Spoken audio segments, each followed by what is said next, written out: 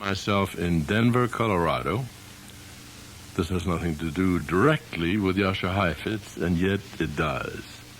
Because Denver is the residence of his nephew, Blair Chotzinoff, who is known as a writer on music, as a journalist, and as an appraiser, shall I say, of musical values, to whom musicians listen very carefully.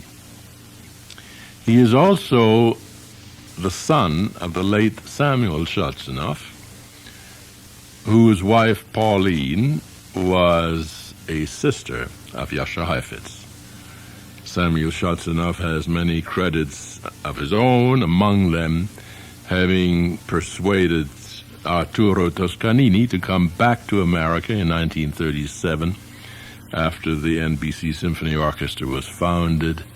He was an accompanist to Mr. Heifetz for quite some time, and he also was far-sighted enough to commission compositions for NBC purposes, namely such works as Amal and the Night Visitor by Giancarlo Menotti.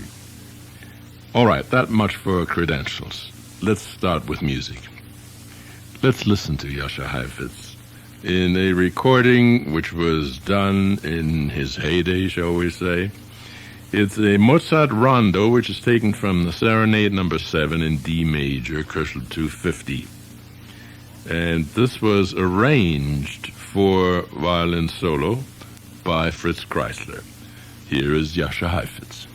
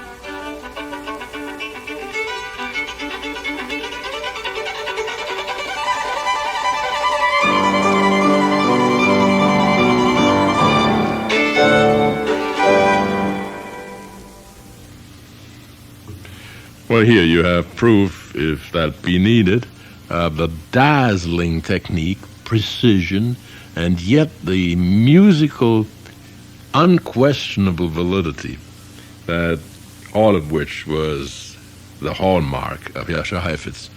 Well, I told you that I find myself in Denver. I didn't say that we're at station KVOD and Blair Chotzinoff today.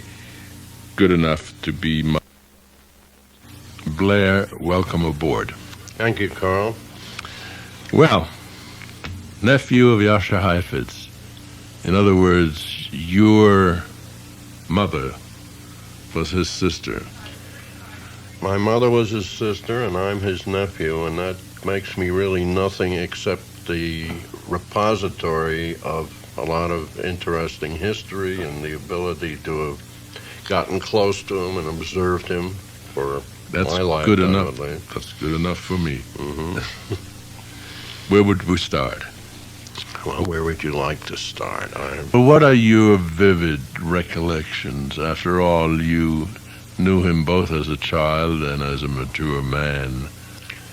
Well, my recollections of him are divided pretty sharply into a completely nonsensical type of behavior when he wasn't playing or not giving concerts, and this incredible musicianship that I recognized even at a very young age. I don't think I knew what it was or what to call it or how to identify it, but you could make immediate comparisons with anybody else playing.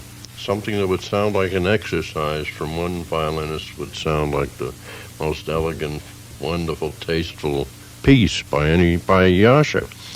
And when he wasn't playing, when he was hanging around in the house in Rhode Island, or against a pier that he had bought for his mother and father, he was quite silly. He and his sisters would throw coffee grounds at each other and spritz each other with seltzer, and my grandmother would sit there with her house coming down around her and smile and think it was all wonderful. In other words, we have the typical division between the artist and the human being.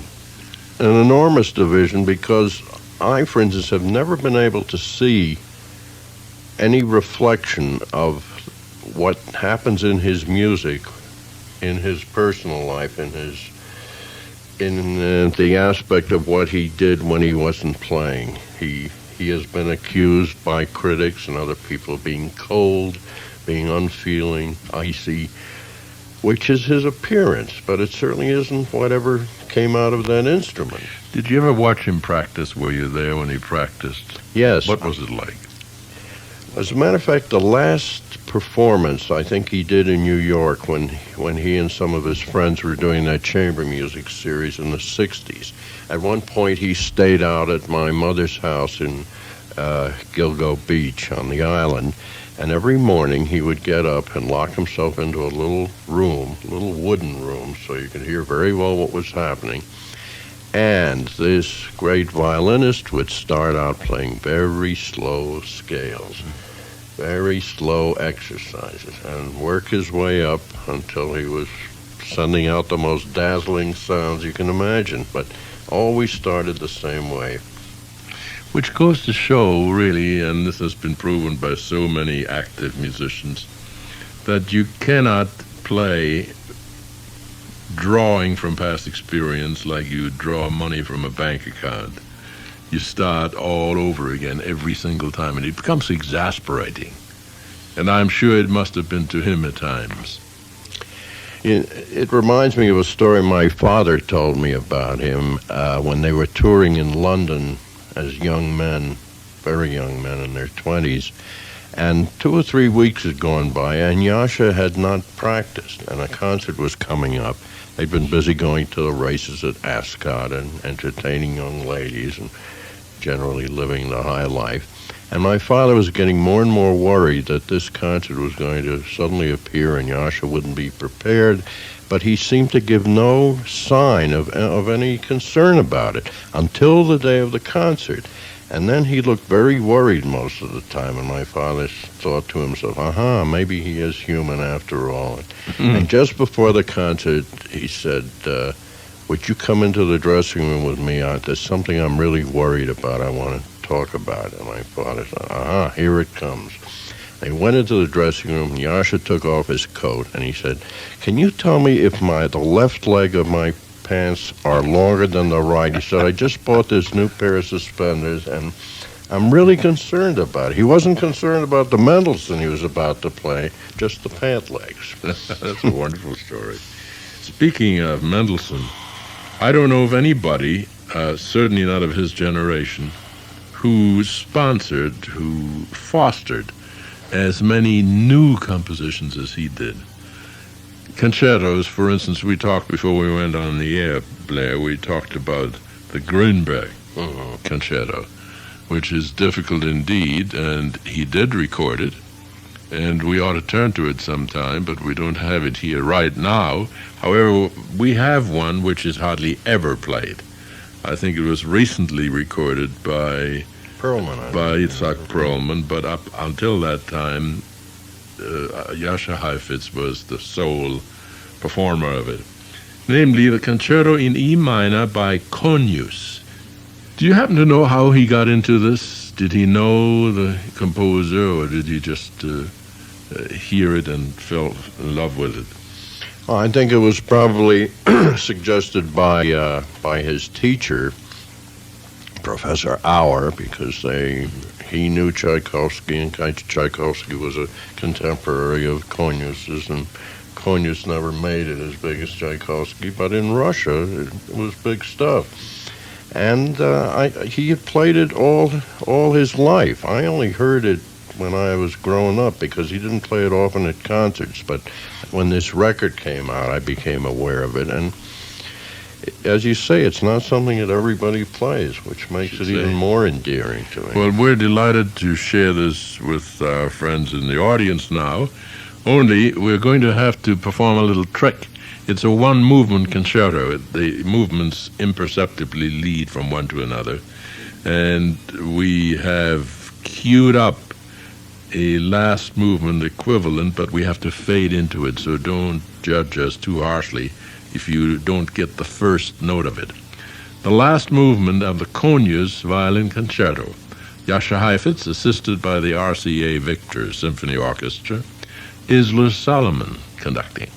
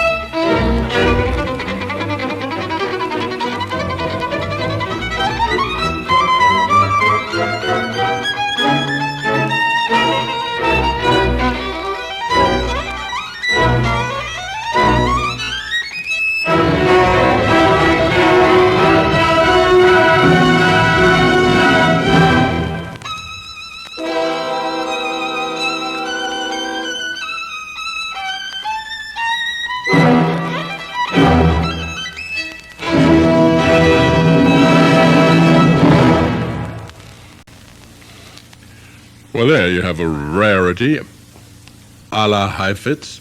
This was the last movement, the equivalent thereof, of the Concerto in E minor by Conus, C-O-N-U-S, with Isla Solomon, conducting the RCA Victor Symphony Orchestra, in a special program today honoring the memory of Yasha Heifetz. My co-host for this program, my friend Blair Chotzinoff, Mr. Heifetz's nephew, by virtue of the fact that Mrs. Chotzinoff, Blair's mother, was the sister of Yasha Heifetz. Well, Blair, next we have a composition coming up which I think gives us an opportunity to look at the side that so few people knew of Yasha Heifetz. There was a human Yasha. There was a caring individual, and you out of the family have a very special kinship with the piece that we're going to hear. I suppose he was obviously, it's safe to say he was a private person. So it must have been like the sun coming through the clouds when he became human. He gave new meaning to the word privacy. You know, he used to walk through his house out in Beverly Hills with a set of keys, opening the one in front of the door in front of him, closing the one behind him, and when there was nobody there. It's very strange, but he did during his tours show up in New York every once in a while where I lived, and when that happened, we'd get a summons from my mother and father to come on down and enjoy or suffer through whatever came up during the evening, depending on his mood. And one evening after dinner, I was asked by my mother in front of Yasha, what is that Wieniawski piece you've been playing ever since you came back from California? Playing is perhaps not the operative word, struggling with. And I said, it's the Wieniawski Capriccio Waltz. And I explained how I had been traveling with Yasha in California, and we'd gone down to Claremont, south of L.A. one time, and I heard this piece as an encore, and I'd never heard it before. And I was so enchanted with it that the minute I got home, I went out and bought the music and retired into the bathroom, which had wonderful acoustics and no audience, and worked on it for months and got nowhere. But it was a terrible challenge to me, and I wanted to do it. And of course, my mother had heard me doing this for months, so she mentioned it, and Yasha said, looking at me, said, you play that? I said, well, no, not really. He said, play it for me. Go get your fiddle and play it for me. I said, no way. I'm not going to play anything for you. That's ridiculous. And he became very persuasive and fooling around and kidding and joking. And finally, I thought of something. I said to him, Yasha, I'll make a deal with you. If you play this for me straight, then I'll play it for you. And I was banking on the fact that, especially in our home, he never played anything straight. He kidded around. He mimicked other violinists, students, all the peccadillos of anybody who's ever picked up that instrument, and he was a master at it. So I said, all right, you played for me straight so I can enjoy it, and then I'll play it for you. He said, done. Go get the fiddle. I got the fiddle, and my mother sat down at the piano, and by gosh, he played it straight through, and I couldn't enjoy a single note of it because I knew what was coming up. It was on your violin that he played it? Yes, it was a no-tony. You heard?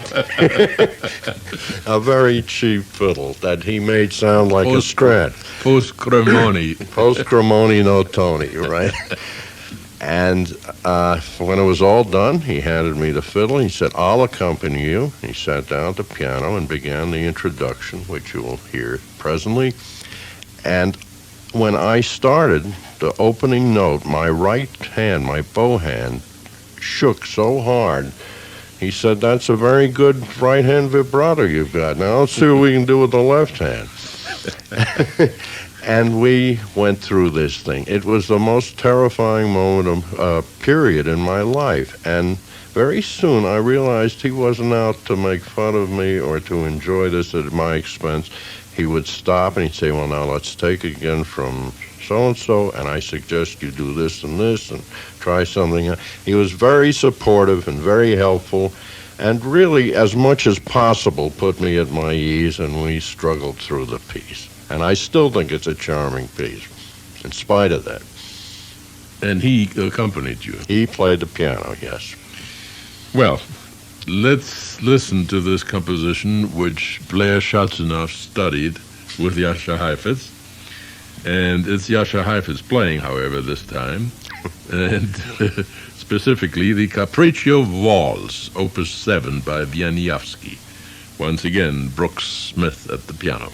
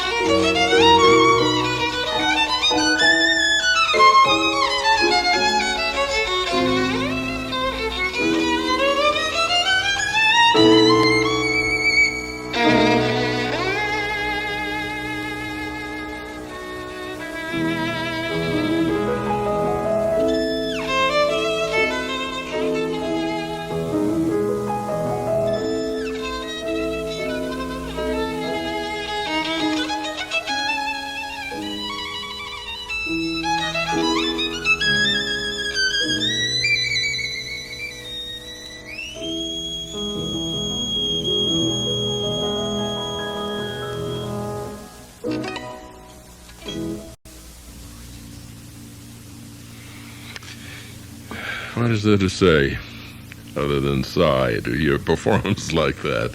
Wieniawski, Capriccio Valse, Opus 7. Yasha Heifetz with Brooks Smith at the piano. You're listening to Adventures in Good Music on Wisconsin Public Radio. 89.3 WPNE, Green Bay. This is Bill Lutz inviting you to join me at 6:30 for the evening concert. Tonight featuring the Serenade in E major for strings by Antonin Dvorak and a compact disc recording by the Academy of St. Martin in the Fields conducted by Neville Mariner. We'll also have the Piano Sonata No. 5 in F-sharp minor by Scriabin, played by Ruth Laredo, Les Préludes of Franz Liszt, the Rotterdam Philharmonic conducted by James Conlon, and Sir William Walton's Symphony No. 1, a CD recording by the Royal Philharmonic conducted by André Previn. All that plus music by Milhaud, Beethoven, and Saint-Saëns coming up on the evening concert at 6:30. Now back to Karl Haas. Blair, this piece, which is so difficult, and I'd take my hat off if I had one on, that you even played it for him, this Capriccio Valse of Wieniawski, brings up a question. After all the artists, now I'm speaking piano, I'm speaking maybe not so much oboe because there's a national sound there, but most other instruments, it is not always easy to recognize who plays. For instance, Nathan Mielstein the other day, I played a recording of his for him at my home, and he didn't recognize it. He thought he was somebody else. In the case of Yasha Heifetz, there is an unmistakable personal speech. No one could ever mistake Heifetz's playing for anybody else's. Would you agree? Absolutely. It's a signature that stands alone. A lot of people have tried to imitate it, but sooner or later you get a phrase, a position change, something that gives it away, that it's unmistakably Yasha. And I've thought about that for a long time as an amateur violinist and just as a music lover to see whether one could scientifically isolate what it is he does. I even read a galley proof of a book that somebody was writing some years ago. I don't know if it came out, attempting to analyze this to the point of saying the first finger has a pressure of 30 grams on the left side of the thumb and this. And I don't think it works. I don't think there's any way, and particularly his own teaching. I don't think he was very successful as a pedagogue. I know he had an enormous need to pass on this gift, and I think he was probably unsuccessful because you cannot just do it mechanically. There is something beyond that, something occult. Who could possibly imitate that kind of sound? It was a personal sound. It was a personal speech based on technical exploration, constant re-examination, and a command of the left hand of this, and of course the bowing arm as well. And yet the other extraordinary thing to me is that the other students of Professor Auers, Leopold Auers, do not play like Yasha. I mean, many of them were marvelous fiddlers, but they all came out with an individual kind of style emanating from this one great pedagogue, and they do not sound alike. There may be a Russian school or a German school, but they were all individuals. Well, I think the idea of school has to do with the technical prowess. Like, for instance, the German school made the change of positions on the violin very, very audible, while the Russian didn't, except in the case of Heifetz. It's the Heifetz way of changing position. Well, you see, for me, that's the only way of changing it, to the point where I'm very prejudiced, and I cannot hear the other school where you go up on one finger and then hit the one you're going for. The Yasha method is so wildly courageous. You just leap for wherever you're going and hope you get there, and he generally does. Well, it's courageous if you know you're getting there, and indeed he did. Let's get back to a concerto which he commissioned, and incidentally, a concerto which we already mentioned. Fortunately, we did find it in the KVOD library. I'm proud of KVOD. The Gruenberg Concerto. That was Yasha Heifetz who commissioned it, as he had commissioned William Walton. And Gruenberg, known as the composer of the opera Emperor Jones, completed the violin concerto in 44, and it was played, just a few months afterwards for the first time by Mr. Heifetz. Very difficult. We're going to fade you into the last movement again. And you reminded me, I'll let you tell the story, Blair, what Gruenberg had to say to him. Ah, yes. Well, during the composition of this thing, I guess proofs were sent to Yasha, or pages at a time, and Yasha complained that it was exceedingly difficult, and couldn't Gruenberg make things a little simpler? To which he retorted, but after all, you're Yasha Heifetz. And that was the end of the argument. What could he say to that? Well, here is proof that Yasha Heifetz played it the way it was written. Last movement, San Francisco Symphony Orchestra this time, Pierre Monteux conducting.